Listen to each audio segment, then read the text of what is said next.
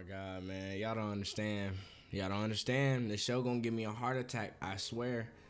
I'm kind of calmed down. And it might seem like I'm out of breath. I'm good. Anyways, sup with y'all? TYYT, aka No Filter Sound, or Ty, whatever is easiest for you. And yeah, as you can see, I don't have a face cam. And the reason that I don't have a face cam is I wasn't even gonna really record because I wasn't in the mood to record. And second, I look kind of crusty. So, but I was like, I had to record after that episode. I have to record. I have to tell you guys what I thought. I have to tell y'all some of my theories that I have, because you know your boy always concocting some theories. I'm always thinking. I'm always 50 steps ahead of whoever is 2 steps ahead. You feel me? But let's dive right into it. First things first. Rest in peace, the homie Crone, Sister Crone. They got her the fuck up out of here. Sad to see her backstory. At first, I was like, oh. They finally gave her the mom position. Okay, it seems convenient. I may seem I can get the fuck out of here.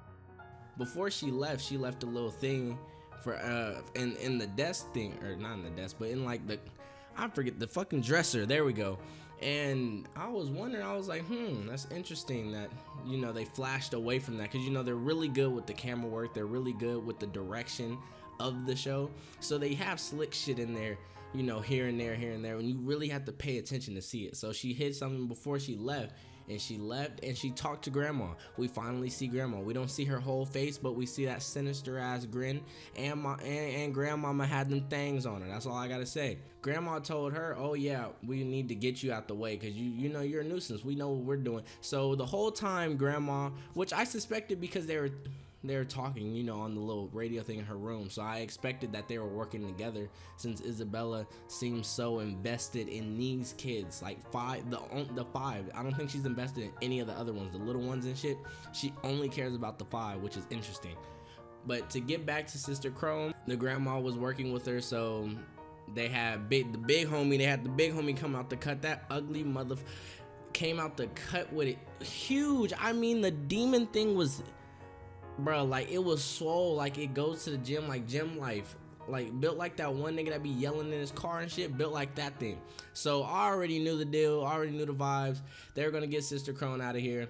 And sadly, you know, it was really sad. And the thing that made it sad was they showed her whole like kind of like life, and they had a glimpse of something which in the video. But back to Sister Crone.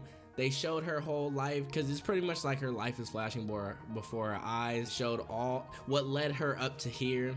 Really sad. She was kind of fighting pathetically. I was like, really? You seem like such an athletic beast, and now you're like swinging a little butter knife at it like it's gonna do anything? Like, do you not see Kimbo Slice Jr. over there? So she died. They put the little rose in her again. I'm so confused about that fucking rose. What does that do? Like they just prick you with it, and then you're dead, and it blossoms.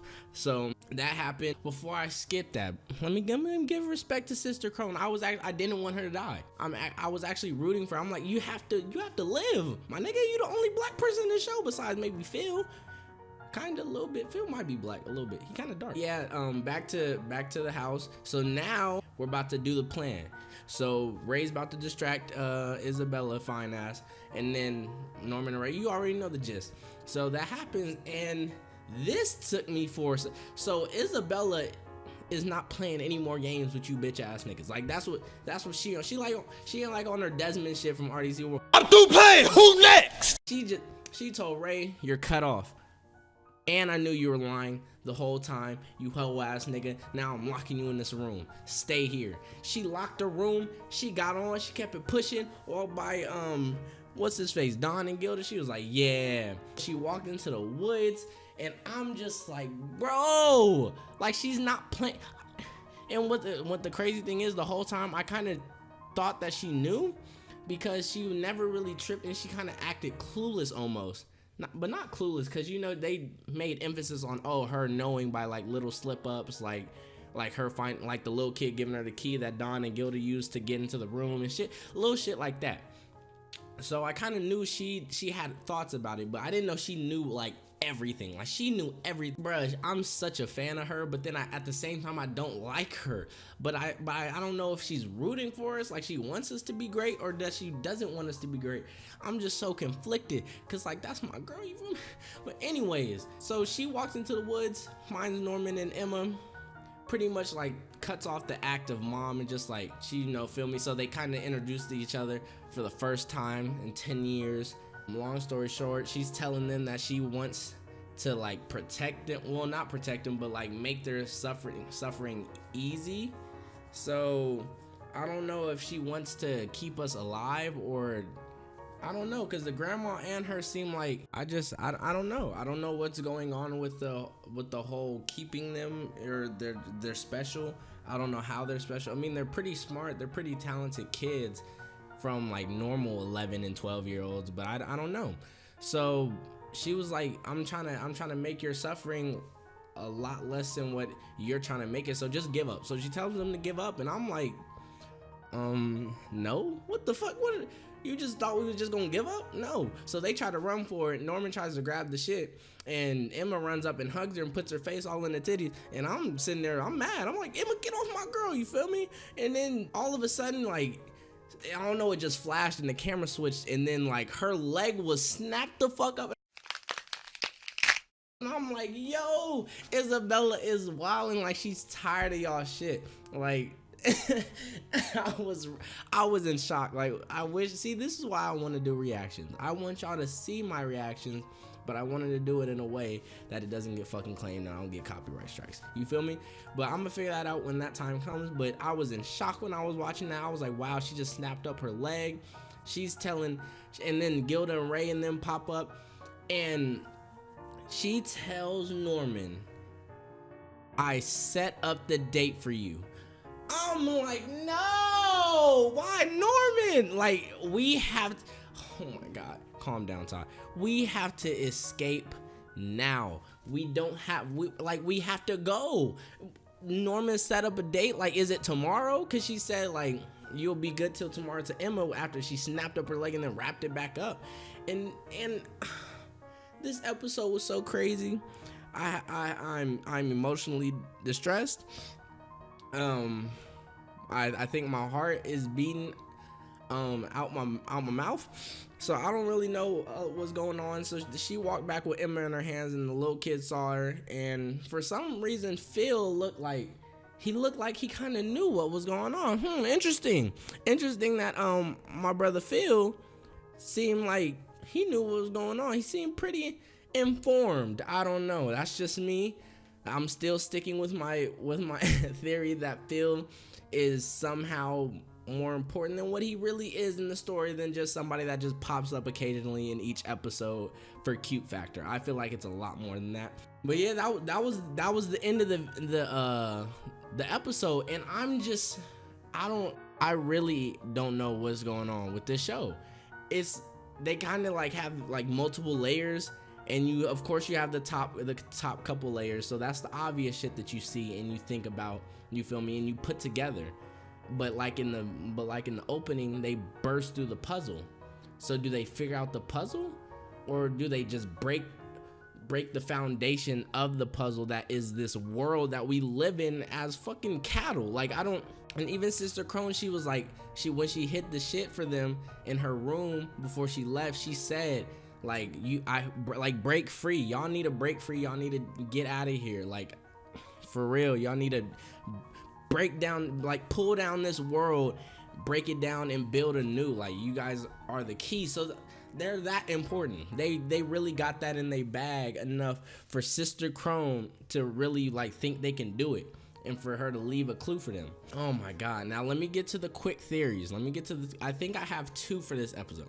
One, Grandma.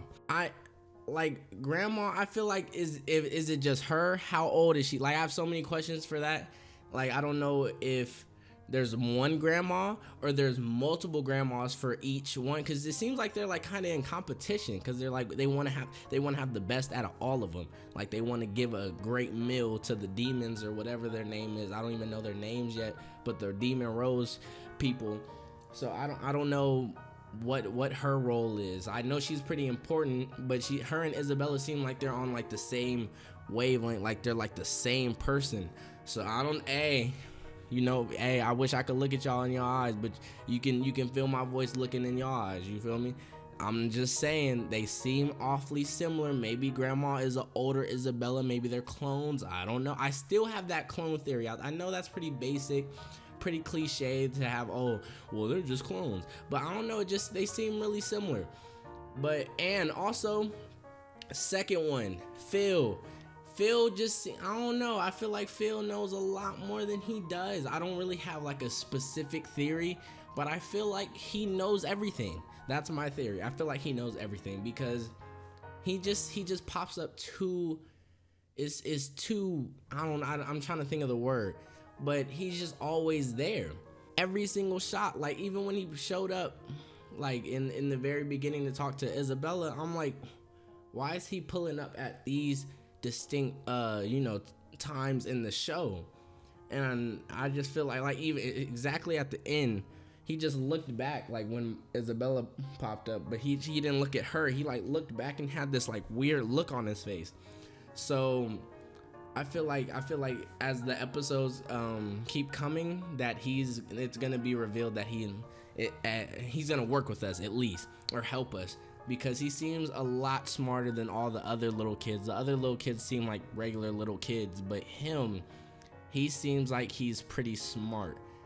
So I don't know, but those are just my theories, those are just my thoughts. But without further ado, if you enjoyed the video, comment down below what you thought of the video, and also comment down below what you thought about the episode if you made it to the end. Like I really want to have these conversations and theories about the theories with you guys. You feel me? That's like one of the main reasons why I made a YouTube channel, so I can talk about this shit with y'all. So do that, of course. Like the video for the algo, get me out there. Also, just share it with one person. That's all I will tell you guys to do. Just share it with one person. It's very appreciated. And yeah, man, I'm out.